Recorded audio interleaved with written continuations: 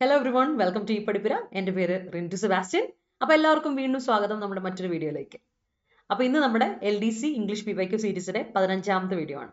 അപ്പോൾ നമ്മൾ ഇത്രയും വീഡിയോസ് ചെയ്തതിൽ എല്ലാം നമ്മുടെ പ്ലേലിസ്റ്റ് കിടപ്പുണ്ട്. അപ്പോൾ പ്ലേലിസ്റ്റിലോട്ടുള്ള ലിങ്ക് ഞാനിവിടെ കൊടുത്തേക്കാം. വീഡിയോയുടെ താഴെ ടെലിഗ്രാമിലോട്ടുള്ള ലിങ്ക് കൊടുത്തേക്കാം. അപ്പോൾ നോട്ട്സ് ഒക്കെ അവിടെ അവൈലബിൾ ആയിരിക്കും കേട്ടോ. അപ്പോൾ നമുക്ക് നേരെ ക്വസ്റ്റ്യനിലോട്ട് പോകാം. ഇത്ര നാൾ നമ്മൾ LDC എക്സാമിന് വേണ്ടി പ്രിപ്പയർ ചെയ്യുന്ന എല്ലാവർക്കും വേണ്ടിയിട്ട് ഇംഗ്ലീഷിൽ എത്രമാത്രം ക്വസ്റ്റൻസ് വരുമെന്നാണ് നോക്കുന്നത്. ഇന്ന് നമ്മളൊരു 20 ക്വസ്റ്റൻസ് കൊണ്ടുവന്നിട്ടുണ്ട്. ഈ 20 ക്വസ്റ്റൻസും തൊട്ട് മുമ്പ് കഴിഞ്ഞ ഡിഗ്രി പ്രിലിംസിന്റെ 3rd ഫേസ് എക്സാമിന് വന്ന ക്വസ്റ്റൻസ് ആണ്. അപ്പോൾ ഈ ക്വസ്റ്റൻ ഞാൻ പ്രത്യേകം എടുക്കാനുള്ള കാര്യം, ഫസ്റ്റ് 2 ഫേസസിൽ നിങ്ങൾ ശ്രദ്ധിച്ചിരിക്കുന്ന കാര്യങ്ങൾ മോറോർലെസ് ഒരേപോലെ ആയിരുന്നു. അതും അടുത്ത ദിവസങ്ങളായിട്ട് ഞാൻ കാണിക്കാം. മൂന്നാമത്തെ ഫേസിൽ ഞാൻ ശ്രദ്ധിച്ചെന്താ വെച്ചാൽ നമ്മൾ LDC ലെവലുള്ള എക്സാംസിന് ചോദിക്കുന്ന ചോദ്യോത്തരങ്ങൾ പഴയ രീതിയിലുള്ള കുറച്ച് ക്വസ്റ്റൻസ് ഒക്കെ മാറിയ രീതിയിൽ ചോദിച്ചിട്ടുണ്ട്. കുറച്ച് വ്യത്യാസപ്പെട്ട രീതിയിൽ ചോദിച്ചിട്ടുണ്ട്.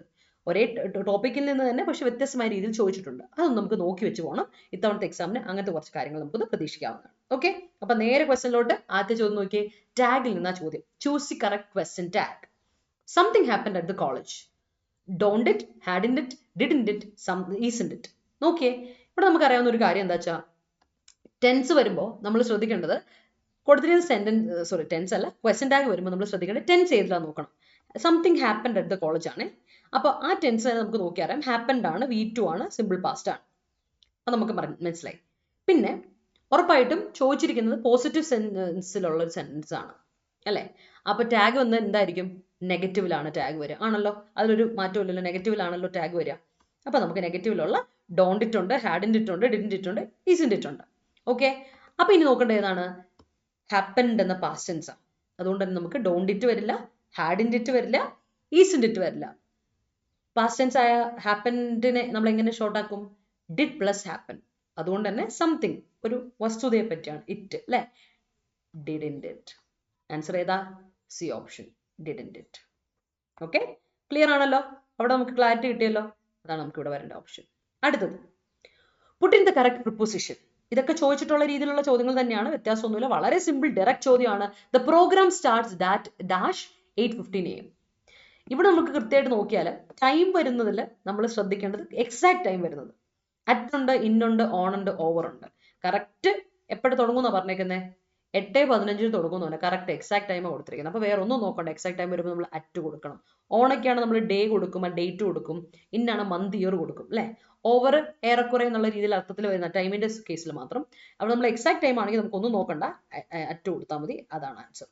ഓക്കെ, സോ അങ്ങനത്തെ ഒരു കാര്യം അവിടെ പോയി. ഇനി നമ്മൾ ശ്രദ്ധിക്കേണ്ടത് അടുത്ത ചോദ്യം, കറക്റ്റ് ഓൾട്ടർനേറ്റീവ് കൊടുക്കുക എന്നുള്ളതാണ്. ഫിൽ ഇൻ ദ ബ്ലാങ്ക്സിൽ. The principal dash to speak to you. Wants wanting, is wanting, was wanting.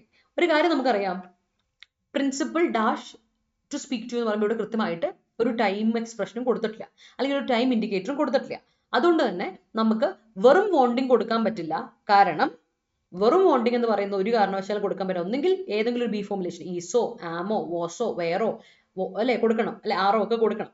അപ്പൊ അതില്ലാത്തതുകൊണ്ട് അത് കട്ട് ചെയ്ത് കളഞ്ഞു. പിന്നെ വോസ് പറയണമെങ്കിൽ അല്ലെ, വെറും പാസ്റ്റ് ടെൻസ് കൊടുക്കണമെങ്കിൽ നമുക്ക് എന്ത് പറഞ്ഞായിരുന്നു? എന്തെങ്കിലും പാസ്റ്റിലെ കാര്യം പറയുന്നുണ്ടോ? ഇല്ല. അതുകൊണ്ട് വോസ് വാണ്ടിങ് നമുക്ക് പാസ്റ്റ് ടെൻസ് പറയുന്നോണ്ടല്ല വോസ് വാണ്ടിങ് കൊടുക്കാത്തത്. വോസ് വാണ്ടിങ്ങും ഈസ് വാണ്ടിങ് കൊടുക്കാത്ത രണ്ടിനും കാരണമുണ്ട്. എന്താന്ന് വെച്ചാല് ഇവിടെ വോണ്ട്, ആഗ്രഹിക്കുക എന്നുള്ളത് ഒരു സ്റ്റേറ്റ് വേർബിൽ പെടുന്ന ഒരു കാര്യം. സ്റ്റേറ്റ് വേർബാണ് ആഗ്രഹിക്കുക, റിയലൈസ് ചെയ്യുക അല്ലെ. സ്റ്റേറ്റ് വേർബ്സിന് നമ്മൾ എന്ത് കൊടുക്കാറില്ല? കണ്ടിന്യൂസ് ടെൻസ് കൊടുക്കാറില്ല അല്ലെ. സ്റ്റേറ്റ് വേർബുകൾക്ക് എന്ത് കൊടുക്കാറില്ല? No continuous tense. ഓർത്ത് വെച്ചണം, നോ കണ്ടിന്യൂസ് ടെൻസ്. ഒരു കാരണവശാലും കണ്ടിന്യൂസ് ടെൻസ് നമ്മൾ കൊടുക്കാറില്ല അല്ലെ. ഐ എം ലവിങ് യു എന്ന് പറയില്ല, ഐ ലവ് യു എന്ന് പറയുള്ളൂ കേട്ടോ. അപ്പൊ കണ്ടിന്യൂസ് ടെൻസിൽ അത് പെർഫെക്റ്റ് കണ്ടിന്യൂസ് ആണെങ്കിലും അല്ലാതെ നോർമൽ കണ്ടിന്യൂസ് ടെൻസിൽ നമ്മൾ കൊടുക്കാൻ പാടില്ല. അപ്പൊ അതുകൊണ്ട് അവിടെ നമുക്ക് രണ്ടും പറ്റില്ല. വോസ് വാണ്ടിങ്ങും ഈസ് വാണ്ടിങ്ങും പറ്റില്ല. മറിച്ച് the principal wants to talk to you. അത് കറക്റ്റ് അല്ലേ? സിമ്പിൾ പ്രസന്റില് കറക്റ്റ് ആണല്ലോ. That's it. അതൊരു ഫാക്ട് ആണ് അല്ലെ. അത് പ്രിൻസിപ്പൾ ഇതിനോട് സംസാരിക്കണം എന്ന് പറഞ്ഞു, അത്രേ. ഓക്കെ, അടുത്ത നോക്കി, turn the given sentence into active voice, from active voice to passive voice. അതായത് ആക്റ്റീവ് വോയിസിലാണ് ഇപ്പോൾ ഉള്ളത്, അതിന് നിങ്ങൾ പാസീവ് വോയിസിലോട്ടൊന്ന് ചേഞ്ച് ചെയ്തേക്കണേ എന്നാണ് ചോദ്യം അല്ലെ. സോ വേറെ ഒന്നും നോക്കണ്ട. പാസീവ് വോയിസ് എന്താവണം നമ്മൾ പഠിച്ചിട്ടുണ്ട്. എല്ലാ പാസീവ് വോയിസും നമ്മൾ ശ്രദ്ധിക്കേണ്ട കാര്യം എന്താ? സബ്ജക്റ്റ് ഒബ്ജക്റ്റ് ആയി മാറുമ്പോൾ ഒബ്ജക്റ്റ് സബ്ജക്റ്റ് ആയി മാറുന്നു. ഒരു കാര്യം നമ്മൾ പഠിച്ചിട്ടുണ്ടാവും അത്. രണ്ടാമത്തെ കാര്യം എന്താ? ബിയുടെ കൂടെ P3 ഫോർമുലേഷൻ ഉണ്ടാകും, അത് നോട്ട് ചെയ്യണം. പിന്നെയോ നമ്മൾ ഒരു കാര്യം കൂടെ നമുക്കറിയാം, സബ്ജക്റ്റ് ഒബ്ജക്റ്റ് ആവും, ബിയുടെ കൂടെ P3 ഫോം ഉണ്ടാവും. ടെൻസിന് ചേഞ്ച് ഇല്ല, സെന്റൻസിന് ചേഞ്ച് ഇല്ല. No tense change.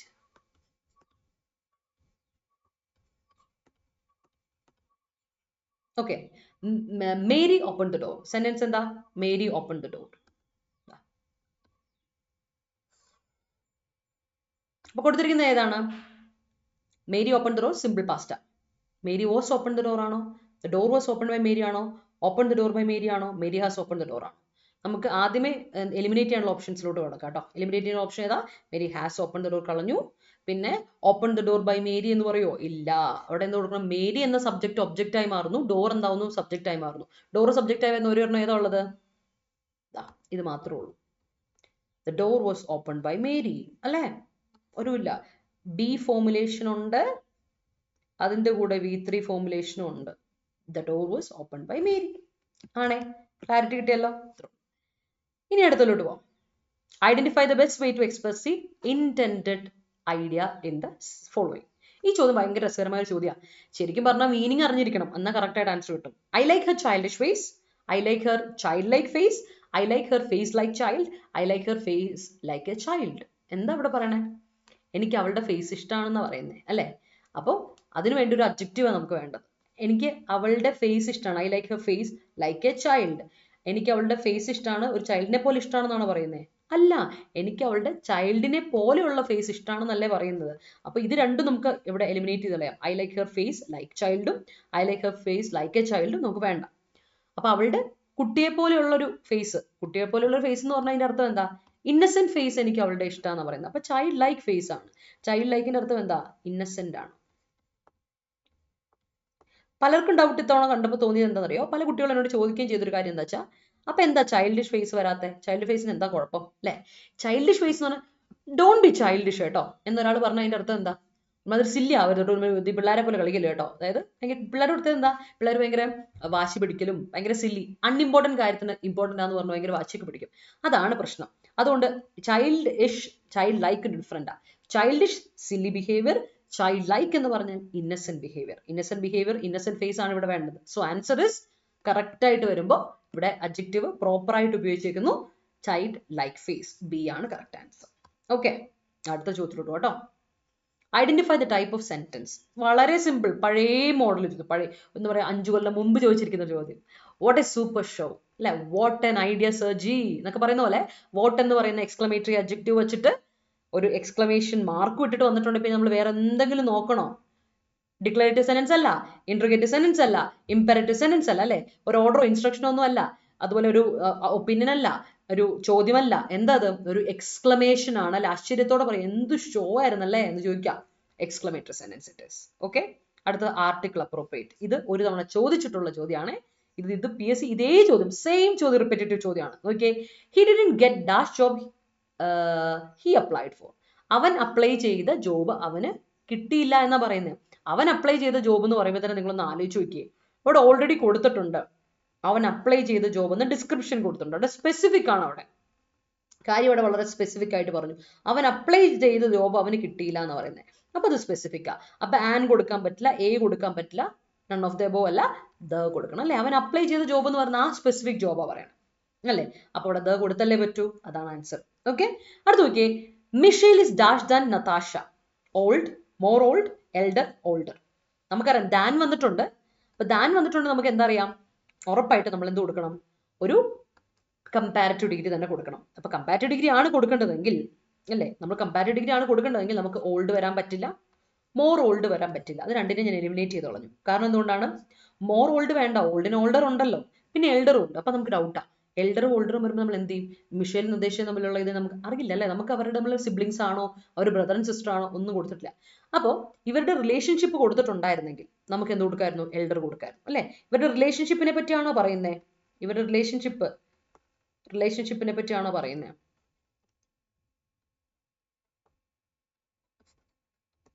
അതും ബ്ലഡ് റിലേഷൻ അല്ലേ? വെറും റിലേഷൻഷിപ്പ് അല്ലെന്ന് ഓർക്കണേ. ബ്ലഡ് റിലേഷനെ പറ്റിയാണോ പറയുന്നത്?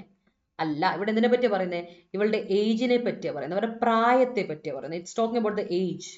പ്രായത്തെ പറ്റി രണ്ട് മനുഷ്യരെ പറ്റി പറയുമ്പോൾ ഹ്യൂമൻസിലെ റിലേഷൻഷിപ്പ്, ബ്ലഡ് റിലേഷൻഷിപ്പിനെ പറ്റി പറയാൻ വേണ്ടിയിട്ടായിരുന്നെങ്കിൽ നമുക്ക് എൽഡർ കൊടുക്കായിരുന്നു. ഇവിടെ ഇവരുടെ രണ്ടുപേരുടെ പ്രായം, നമ്മുടെ റിലേഷൻഷിപ്പ് എന്താണെന്ന് നമുക്ക് അറിയില്ല.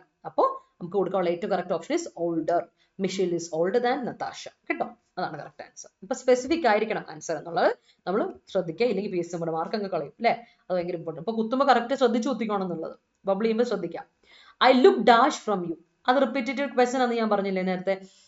He didn't get the job he applied for എന്ന് പറയില്ലേ, അതുപോലെ ഐ ലുക്ക് ഫോർവേഡ്. ഈ ലുക്ക് ഫോർവേഡ് എന്ന് പറയുന്ന ഫ്രേസ് കംപ്ലീറ്റ് ആയിട്ടില്ല അല്ലേ. ലുക്ക് ഫോർവേഡ് എന്ന് പറഞ്ഞ ഫ്രേസ് ആ ഫ്രേസ് എപ്പോഴാണ് കംപ്ലീറ്റ് ആവണേ? ഈ ഫ്രേസ് കംപ്ലീറ്റ് ആവണമെങ്കിൽ അതിൻ്റെ കൂടെ എന്തും കൂടെ വേണം, ഒരു ടൂവും കൂടെ വേണം, അപ്പോഴത് കംപ്ലീറ്റ് ആവുള്ളൂ. അപ്പൊ ഇവിടെ ടു ഉള്ളത് ആകെ ഈ ഓപ്ഷൻ ഉള്ളൂ. സോ ആൻസർ ഞാൻ ഇത് കൊടുക്കും അല്ലേ. ലുക്ക് ഫോർവേഡ് ടുവിന് ശേഷം എന്ത് കൊടുക്കാം? ഉറപ്പായിട്ട് ഇതൊരു പ്രൊപ്പോസിഷണൽ ഫ്രേസാ. ഈ ലുക്ക് ഫോർവേഡ് ടു എന്ന് പറയുന്നത് ഒരു പ്രൊപ്പോസിഷണൽ ഫ്രേസാ. നിങ്ങൾക്കറിയാം പ്രൊപ്പോസിഷണൽ ഫ്രേസിന് ശേഷം എന്താ വരിക? ഒരു പ്രൊപ്പോസിഷന് ശേഷം എപ്പോഴും വരുന്ന ഏതാ? ഉറപ്പായിട്ടും അതിനൊരു ഒബ്ജക്റ്റാ വരേണ്ടത് അല്ലേ. ഒബ്ജക്റ്റാ വരേണ്ടത്. ഒബ്ജക്റ്റ് ആയിട്ട് എന്തിനൊക്കെ വരാം? ഒരു നൗണിന് വരാം, പ്രോനൗണിന് വരാം, അതും അല്ലെങ്കിലോ ഒരു ജെറണ്ടിന് വരാം. അപ്പൊ ജെറണ്ട് അല്ല വരേണ്ടത്, കാരണം ഹിയർ എന്ന് പറയുന്നത് ഒരു വെർബാ, വരാൻ പറ്റില്ല. ഹിയറിംഗ് വരായിരുന്നു, ഫോർ ഹിയറിംഗ് തെറ്റാ, ബൈ ഹിയറിംഗ് തെറ്റാ, ടു ഹിയറിംഗ് വേണം. ലുക്ക് ഫോർ ടു എന്ന് പറഞ്ഞ് ഒരുമിച്ച് വന്നാലേ അതൊരു ഫ്രേസ് കംപ്ലീറ്റ് ആവുന്നു, പ്രൊപ്പോസൽ ഫ്രേസ് കംപ്ലീറ്റ് ആവുന്നുള്ളൂ. അതിന് ശേഷം ഒബ്ജക്റ്റ് ആണ്. I look forward to it, I look forward to seeing you, I look forward to hearing from you. അതുപോലെ പറയാം I look forward to him, അവൻ വരാൻ ഞാൻ കാത്തിരിക്കുകയാണെന്ന് പറയാം അല്ലേ. ഐ എം എക്സ്പെക്ടിങ് ഹിം, അതാണ് അർത്ഥം. ഓക്കെ, അപ്പൊ ആ ഒരു കാര്യമാണ്, ശ്രദ്ധിച്ചോണം. അടുത്ത റിപ്പോർട്ട് ദ സെന്റൻസ്. ഉറപ്പായിട്ടും active voice and passive voice ഉണ്ടെങ്കിൽ, അല്ല ആക്റ്റീവ് ആൻഡ് പാസീവ് ഉണ്ടെങ്കിൽ ഉറപ്പായിട്ടും റിപ്പോർട്ട് സ്പീച്ചും ഇങ്ങനെ ചോദിക്കാനുള്ള ടെൻഡൻസി ഉണ്ട്. അതുകൊണ്ട് പഴയ മോഡലായത് അല്ലേ, അതെല്ലാ പോർഷനിൽ നിന്നും എന്താ പറയാ ഈക്വലി ഡിസ്ട്രിബ്യൂട്ടഡ് ആയിട്ട് ചോദിച്ചിരിക്കുന്ന ഒരു ക്വസ്റ്റ്യൻ പേപ്പർ ആയത്. അതുകൊണ്ടാണ് ഞാൻ നിങ്ങൾക്ക് ഇത് തന്നെ തരാമെന്ന് വിചാരിച്ചത്. നോക്കൂ, Joshua said to mom I have been here, ഞാൻ ഇവിടെ വന്നിട്ടുണ്ട് എന്ന് ജോഷു അമ്മയോട് പറഞ്ഞു അല്ലെ. വളരെ കോമൺ ആയിട്ടൊരു യൂസേജ് ആണ് അല്ലെ. ജോഷു അമ്മയോട് പറഞ്ഞു ഞാൻ ഇവിടെ വന്നിട്ടുണ്ട്. നോക്കുക, ജോഷുവ സെഡ് ടു മോം ആണ്, അപ്പൊ സെഡ് ഇവിടെ ഉണ്ട്.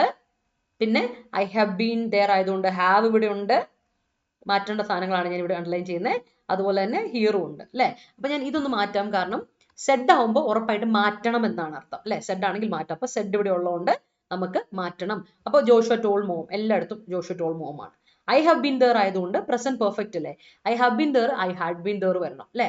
പിന്നെ മാറേണ്ട ഒരു പ്രോനൗൺ കൂടെ മാറണം, ഏതാണ്? ഐ കൂടെ മാറും. ജോഷു അല്ലേ പറഞ്ഞത്, അപ്പൊ ഹി എന്ന് വേണ്ടേ വരാൻ. അപ്പോ ബാക്കിയുള്ള ഐ എന്നുള്ള പോർഷനൊക്കെ നമുക്ക് കട്ട് ചെയ്ത് കളയാം അല്ലെ. അപ്പൊ ഇവിടെ ഐ വന്നു, അത് കട്ട് ചെയ്ത് കളഞ്ഞ് മാറ്റണം.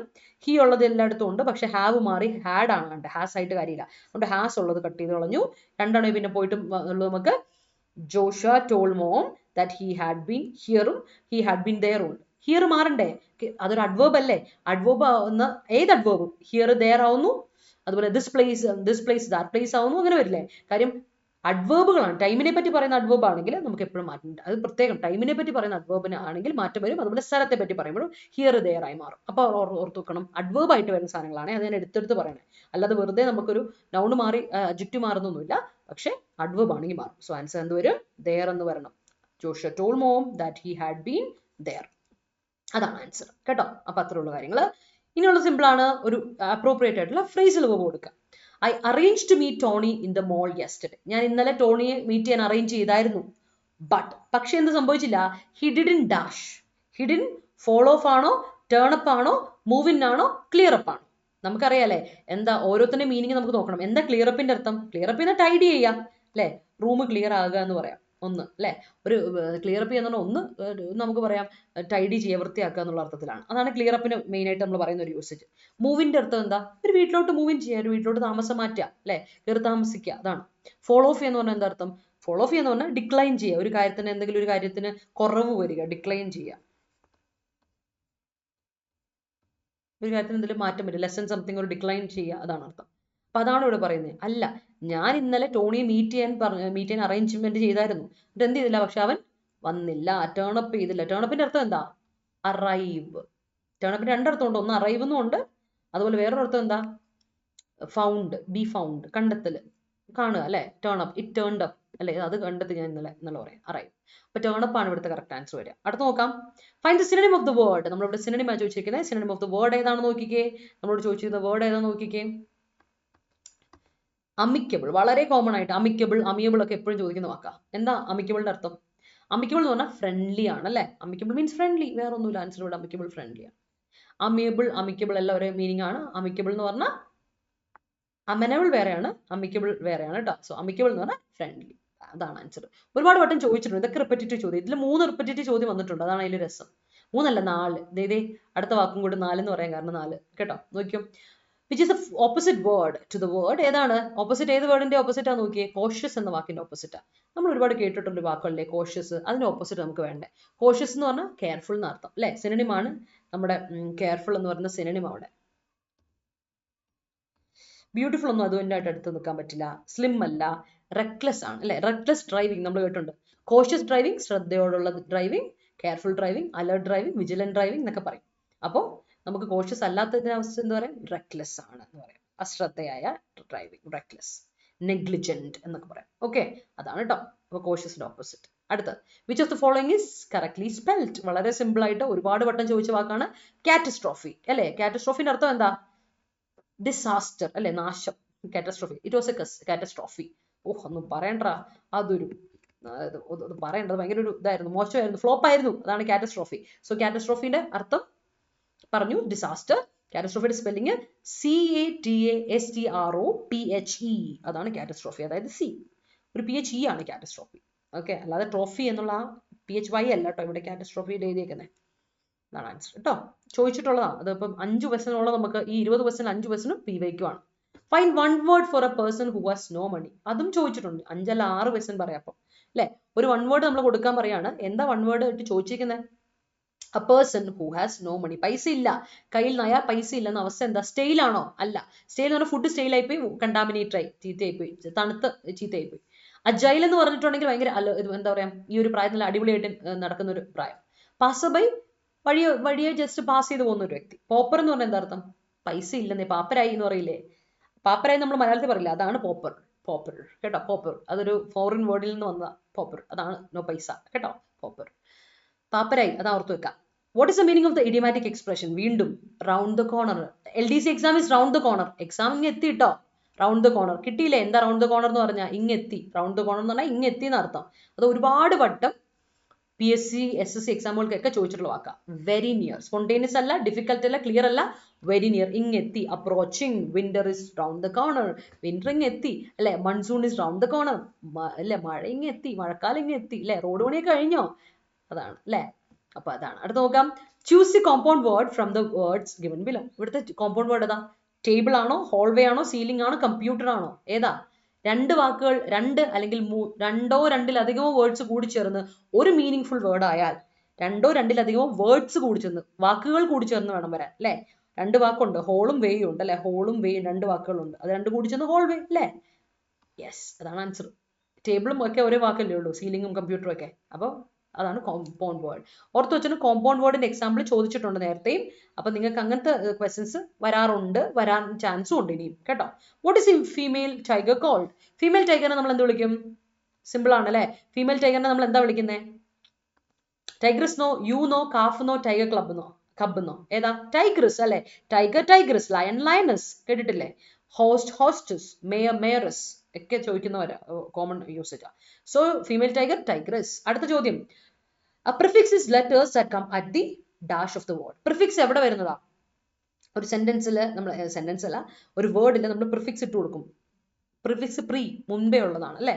മുൻപേ ഉള്ളതാണ്. എൻഡിങ്ങിലല്ല, മിഡിലല്ല, ടോപ്പിലല്ല, ബിഗിനിങ്ങിൽ. ഒരു സെന്റൻസിന്റെ തുടക്കത്തിലുള്ളത് അല്ലെ. പ്രിഫിക്സ് എപ്പോഴും സെന്റൻസിന്റെ ഒരു വേർഡിന് മുൻപിലാണ് വരുന്നത്. നമ്മളിപ്പോ പറയാം ഇൻആക്റ്റീവ്.